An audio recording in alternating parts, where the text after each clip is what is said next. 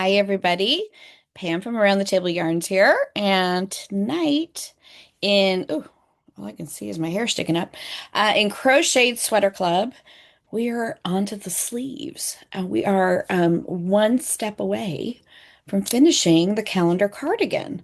So excited about this. So, the small recap. Remember, I'm doing the doll size cardigan so I can keep up with everybody. So here's my back. And here's one of my fronts.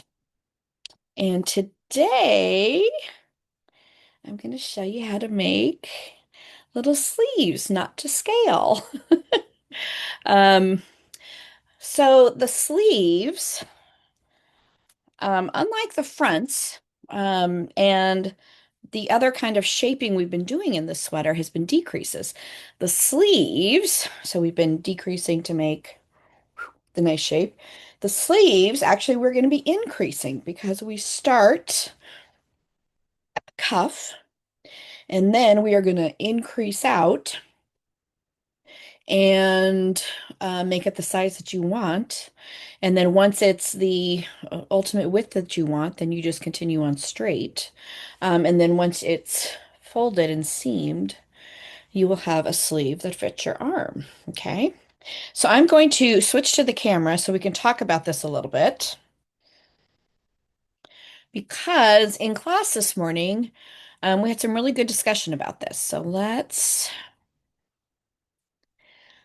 go to the camera.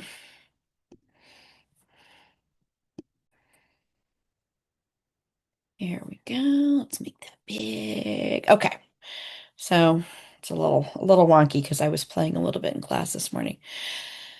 So the beginning of it starts the way we've started previously. You start with the foundation row, and then you do your ribbing. Now, you will notice that you look at the pictures of this sweater, and if you go on Ravelry, you can, or if you have the book, although Ravelry I think is a little easier because you can zoom in. The sleeve is a pretty wide sleeve, which is totally fine if you like that. If you don't like that, you can change that. And now is the time.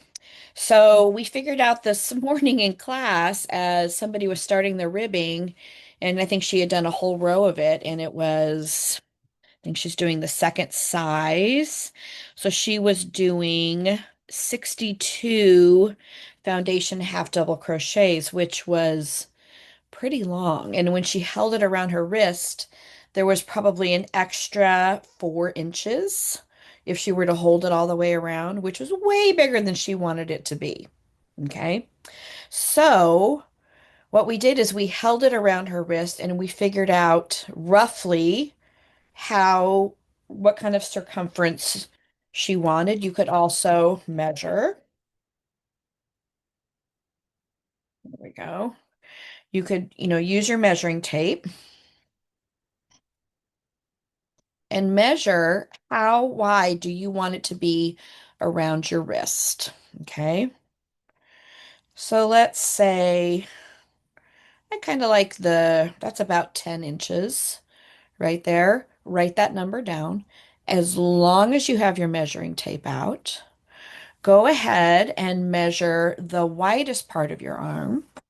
So, uh, for me, it would be around my bicep and measure what that is so that you'll know as you're increasing what you need to get to. Okay. And we'll talk a little bit about how that increasing can happen.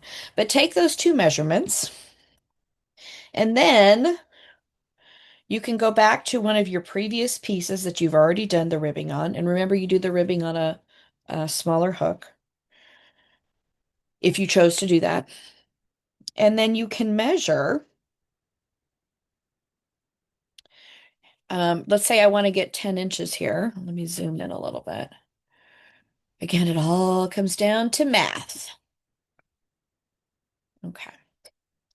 So if you wanted 10 inches, I'm going to figure out how many I need in 2 inches, and then I can multiply that by 5.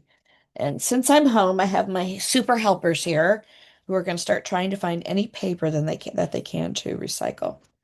Okay. So between the 0 and the 2, I'm going to count the front and the back post here. Got 1, 2, 3, 4, 5, 6, 7, 8. Looks like um, I have 9 stitches. Okay. So let's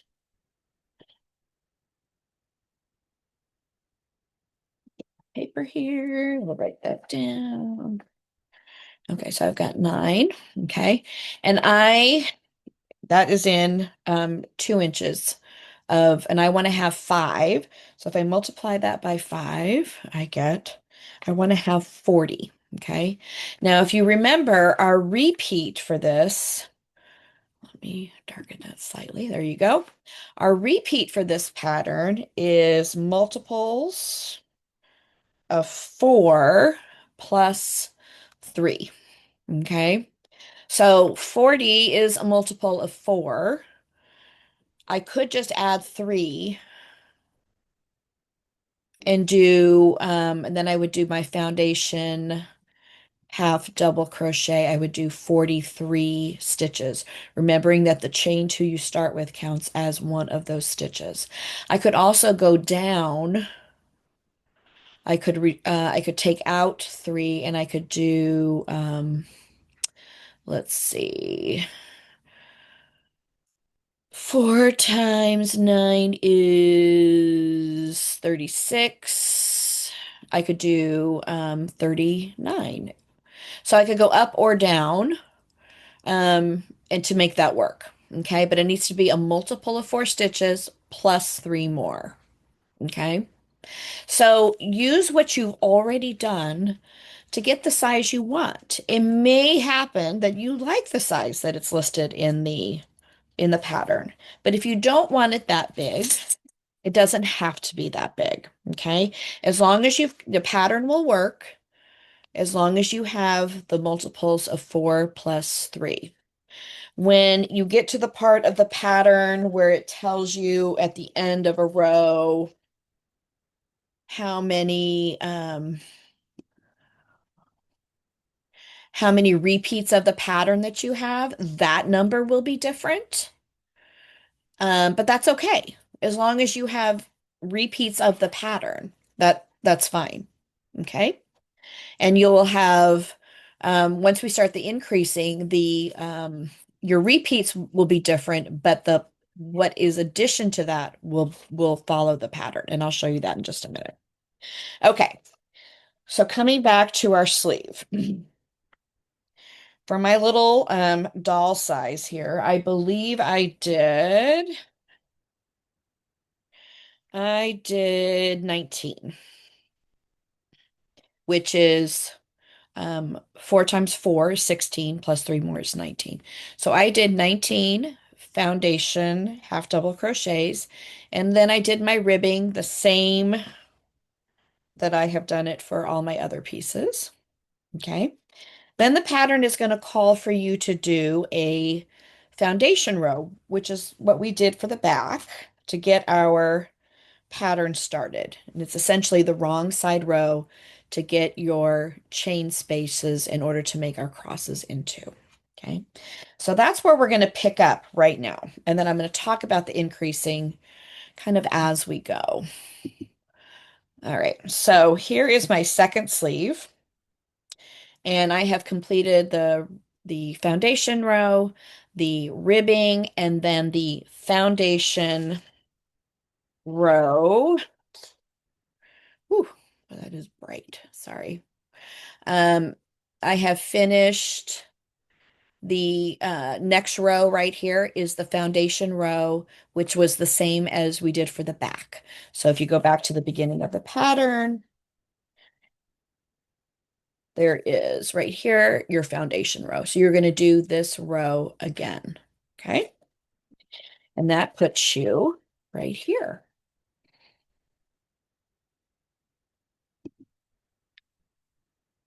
right, let's make that a tad brighter. Perfect. Okay, now the increasing for the sleeve is going to happen at both ends. And it needs to happen at both ends so that when we fold this to seam it, we are able to match up the same slope. If we were to increase, on this row here and then this row up here, when we folded it to do our seam, we wouldn't have the matching increased slope. It would be a little bit jagged and harder to put together. So when you do your increase row, it will happen on both ends. And this is really easy. Okay, so I am looking at the pattern and I am looking at sleeve shaping. And first, I'm going to show you how to do it, and then I'm going to talk about when you should do it. The pattern has you doing the increasing immediately um, until it's the width that they've determined, and then you continue straight until it's the sleeve length that you want. So I'm going to show you how they do the increasing, and then we'll talk about how you can change that if you want to. Okay. All right. So row one of sleeve shaping, we chain three, and we are going to put one double in the same stitch, which means the stitch that the chain three is coming out of is going to be in the same spot. So essentially, we have turned that one stitch into two. Our chain three counts as a double, and so does the stitch we just put in. All right. We are going to chain one. We are going to skip the chain one space, and we are going to do our pattern, three doubles and then a cross. So one. So again, this pattern is quite familiar by now.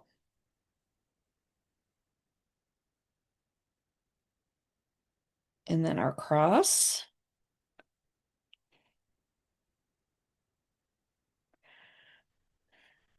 which is a triple. Okay. And we're going to do this all the way across until we get to the last stitch down here. Okay. So let me work across here.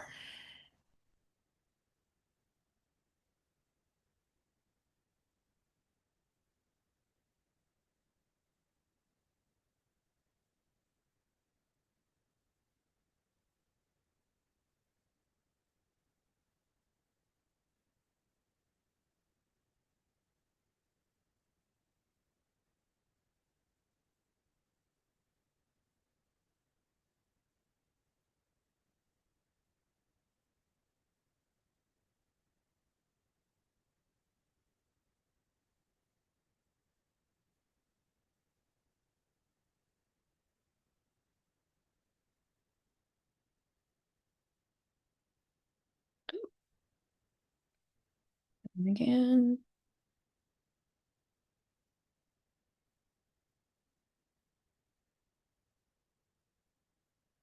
Okay, so I'm doing this to the last stitch. So I have one more repeat here.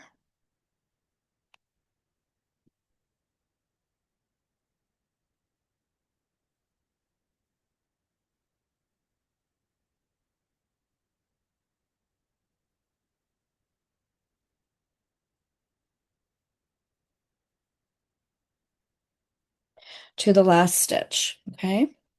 And then we're going to put two doubles into our last stitch, which is the um the third chain of this chain four from the previous row, okay? So we're going to put two in there. Because remember, if we did an increase on this end, we need to do an increase at the opposite end in the same row. So right here, let's put two doubles. So instead of leaning in, it's going to flare out. Okay. So it's going to start to lean out a little bit. All right. Our wrong side row, which is row two, we're going to chain three. And we're going to put one double in the same stitch again. So we're increasing pretty quickly here. So in the same stitch. So again, we've done an increase. So be mindful that you're going to do an increase at this end. And we are going to chain one. And we're going to start our wrong side row by going into the top of the cross stitch. Whoops. So our usual wrong side pattern. Two, until we get to the, excuse me, to the last three stitches. Chain one, one,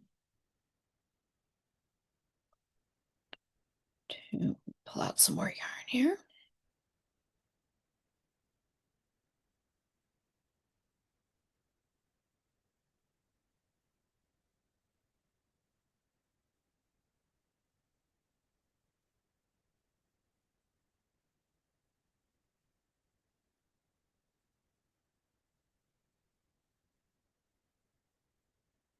One more.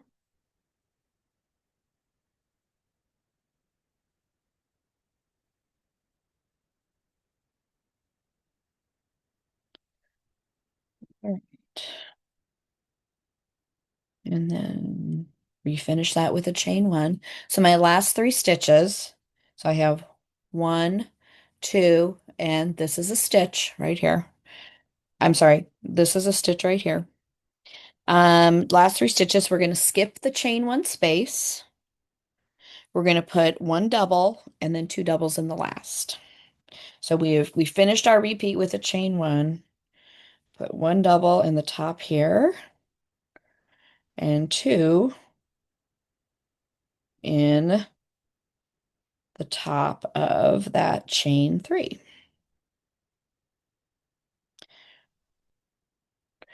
One. I don't want to go under, I want to go into the stitch.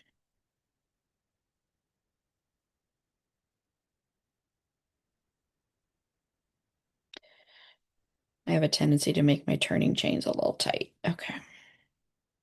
There we go. One and two. Okay. So now I have increased, and you can start to see the flare of it. At increased at the beginning of this row and at the end of this row. I increased at the beginning of this row and at the end of this row.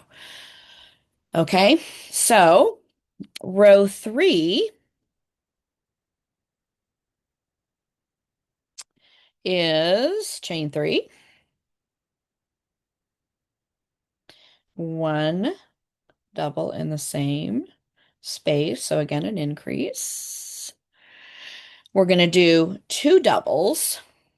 So what's happening now is we've been increasing stitches. Eventually, we're going to increase enough stitches to have more repeats.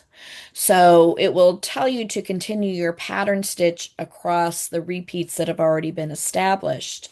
But every time we add a stitch, we're preparing to add another block of stitches that can be repeats. Okay. So we're going to do two doubles. And one. So this isn't quite enough to do a repeat yet because we're not doing a cross. And we'll skip the chain one space and start our repeat. And we'll work across until the last three stitches. I just want to work through these first four rows because those are essentially what you will be repeating in order to do your um, increasing. But I want to talk to you about Now you can change that a little bit. All right. And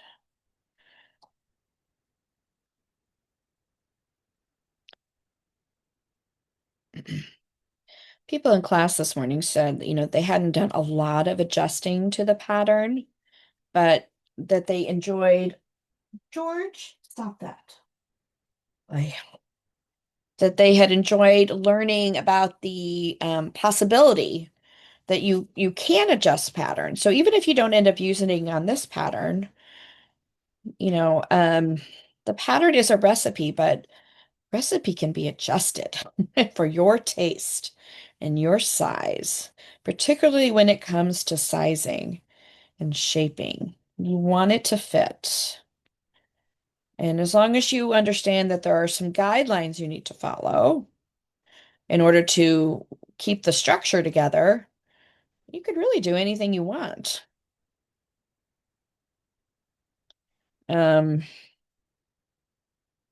I'm taking an online class right now about raglan sweaters, which is a style of knitted sweater. And she was talking about changing things like that. And she said, it's like having rules, but really no rules.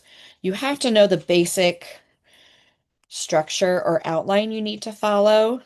But as long as you can understand that, you can work within that to change it up a little bit. And I'll show you what I mean with this pattern here in just a second.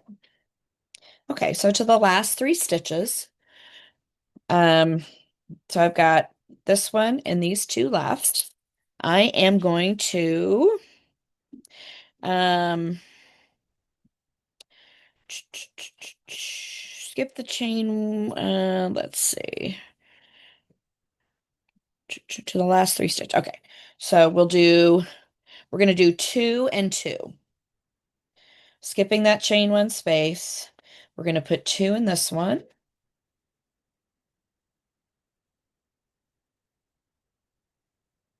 and two in this one. And what we want it to do is to match the other side. So in the beginning of this, make sure I read that right. No, I'm sorry. It was supposed to be two triples and then not skipping the chain one space. I apologize. We're going to go into the top here, two triples and then an increase. I'm sorry, two doubles and then an increase. One, two, there we go. And then two in the last one. So one stitch increased on each end, but it should be symmetrical. So we have our repeats, oops, sorry, repeats here in the middle, plus four doubles. So one, two, three, four, repeat, repeat, repeat, repeat, and one, two, three, four doubles. Okay. And then row four, we're going to chain four, which counts as a double in a chain. And we're going to do a double in the next stitch, not in the same stitch, but in the next stitch. And then we'll do two doubles. I'm trying to stop my dog from eating paper and reading this at the same time. I apologize. Herschel, you got yourself in some trouble there, huh? Come on, turn around. There you go. They hate it when I come home and don't immediately spend time with them. Okay. Let's see, two doubles and then a chain one. So let's do one, two, chain one. Do not skip a stitch. And we start our wrong side, which we go into the top of the cross, which is right there. So we are preparing now to add another set of repeats.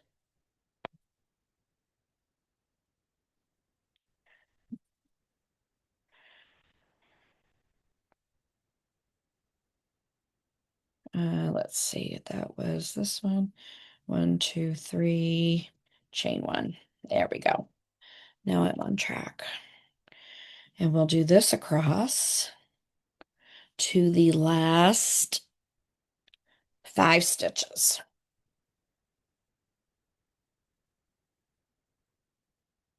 That's also dangerously close to their dinner time, and they know it too. Especially with it being so close to the time change. They have not adjusted well. One, two, and three. Chain one, and one, two, three, chain one, and now I'm down to the last 5 stitches. 1, 2, 3, 4, and 5. And we are going to skip the chain one space. Went ahead and made my chain one. Skip the chain one space and do 3 doubles. 1, 2, 3, chain one, and 1 double in the last.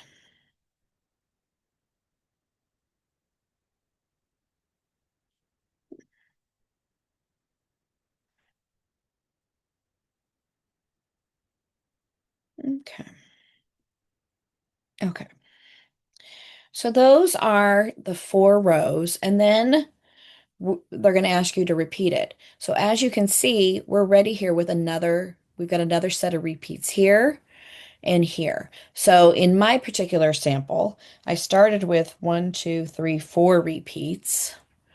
And after I've done these 4 rows, now I'll be able to do 1, 2, 3, 4, 5, 6 repeats.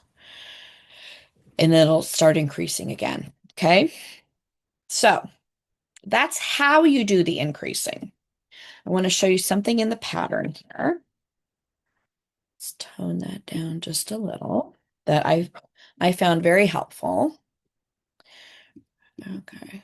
So, um, whichever number, however many you start with, you've got these, she's got the number of pattern repeats. Um, and then she's always going to have a plus 2 doubles and a chain one space. And that was in the end of the foundation row. Okay. So let's assume I was doing the small size. Started with 15 repeats plus 2 doubles and a chain one space. After my first row of increasing, I still have 15 pattern repeats, but now I also have 4 doubles and a chain one space. Okay? Because I increased 1 on each end, so I went from 2 doubles to 4 doubles. And the end of the wrong side row, row 2, I still had 15 repeats, but now I've got 6 doubles because I added 1 on each end.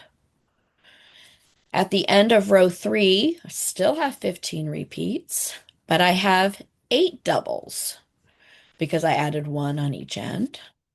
At the end of row 4, I have now I now have 2 more repeats plus 2 doubles and a chain one space. So I've increased my number of repeats. I've added 2 more repeats, and I still have my beginning double with a chain one and my ending double. Because remember, this chain one space is part of this. I hope that makes sense to you. I don't have anybody here to ask. I don't have anybody live with me, but I hope that makes sense. So every time you do these 4 rows, you will by the time you finished it, you will add two more repeats. Okay? So, knowing that, looking at your size that you're doing, it wants you to repeat rows 1 through 4, if you're doing the smallest, for a further 4 times. So you would be increasing a total of five, these 4 rows, you would be doing them a total of 5 times. And then you do rows 1 and 2 for the small size, not at all. For the next two sizes, you would do it one more time.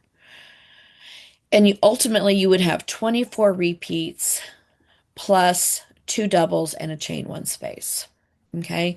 So we went from 15 repeats to 25. It's gaining 10 repeats um, of your pattern. Okay. That may be perfect for you. And then the sleeve finishes with working in pattern without shaping until it measures 38 centimeters. You will do that until it is the length sleeve that you want. Everybody has different arm size, okay? So you'll figure that part out. Now, let's say, let's zoom out just a little, that adding, we're going to assume this is the smallest size, adding 10 repeats is way too much for me. Or let's say I have fairly narrow uh, wrists, sorry, and forearms, but I've got a bit of a bicep on me, and I do. My arms are heavier up at the top and going into the shoulder, and that's where I need more room.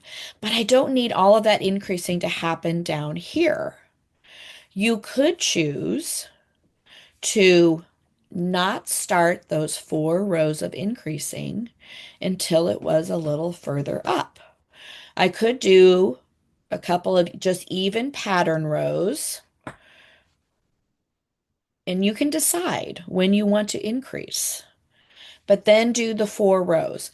I will recommend that you do the 4 rows so that you get back to the correct, to a whole pattern repeat, that you don't end up here with a bunch of empty for a long time when you continue on without shaping. Okay. So think about those 4 rows of increasing and where you want to start that. So let's assume maybe I started it a little higher up. I did these 4 rows, but I don't really need to increase again until it's a little closer to my bicep. So maybe I continue on straight for maybe another 4 rows, and then I do another 4 rows of increasing with the increased shaping. So you can decide the angle and how quickly you want this to go. So let me bring my little scratch paper back over here. Let's get one that doesn't have writing on it.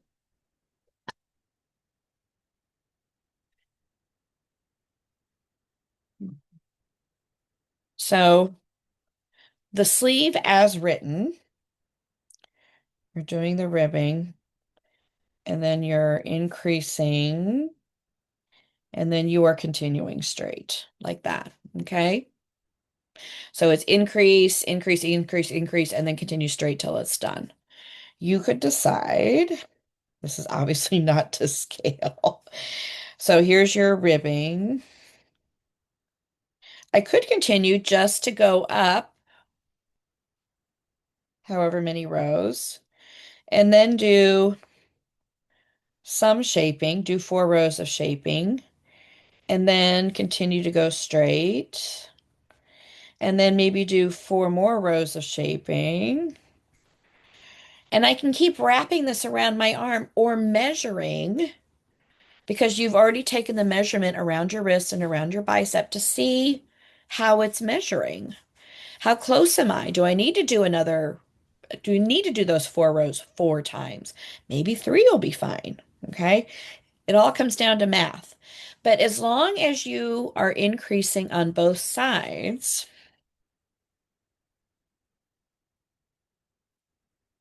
I'm going to do a little fancy magic here.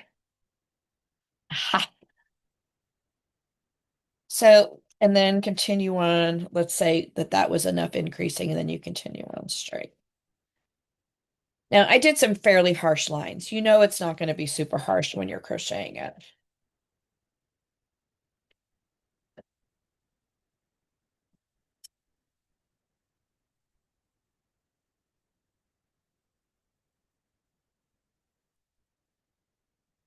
I hope this makes sense. I'm such a visual learner, and I taught first graders for so long. I really don't know how to do something without cutting and coloring. Okay, so let's say this ends up being your sleeve. As long as you've done the increase is at each end of those rows for those 4 rows, when we go to fold it and seam it, now, like I said, my lines are pretty harsh. Yours are going to be in a much more pleasing slope, like this. Okay. Even if I continue to go straight, um, you'll be able to seam that up, no problem. And then once it's, and remember, that's going to be under your arm. When it's seamed together like that, you're not going to see a jagged edge. Don't, I should have done this a little more slopey so that it wasn't so jagged, but you can see how you can change where you do the shaping so that it fits your arm. There's just because the pattern says it should be this size does not mean that that's going to fit your arm well or be a size that you want. Okay. So I'm still working within the guidelines of doing those 4 row repeat so that I can those 4 rows so that I can get another repeat of my stitches, but I can change where I do them and it's not really going to change the pattern. Okay. So you could do it like this. 4 rows, 4 rows, 4 rows, and then continue on straight. You could go straight for a little while first and then do an increase, and increase, or you could split up the increases. It's up to you. And the nice thing about a sleeve is that you can, I'm going to stop sharing here for a sec. You can take that sleeve and pin it around your arm and see how it's going to fit, which is a really nice part about a sleeve. Okay. It's easy to do by yourself. Okay. Um, but by having those measurements and knowing what you're going to need as far as size, you can lay it out and measure it and know that it's going to fit you. Um, those are the sleeves. I'm looking at my notes. I don't think I have anything else to add. Um, those were the highlights. I hope your sweater is going well. I hope you'll reach out if you have questions. Next month, oh, we were going to talk about the pockets. I apologize. The pockets are pretty straightforward. They're square. Um, and I don't even think one repeat would be big enough for my little doll size pattern. Um, the foundation chain of the pocket is made using a smaller hook. Note that. As the first row of the stitch pattern needs pulling in slightly. So make sure, even if you haven't used a smaller hook, for any of your ribbing, do use a smaller hook when you make your pocket. We need it to come in just a little bit, and that's uh, to so that it's not a, I don't know, without having one done, it's hard to explain. It needs to come in a little so that it can it can lay flat against your cardigan. Um, let's see.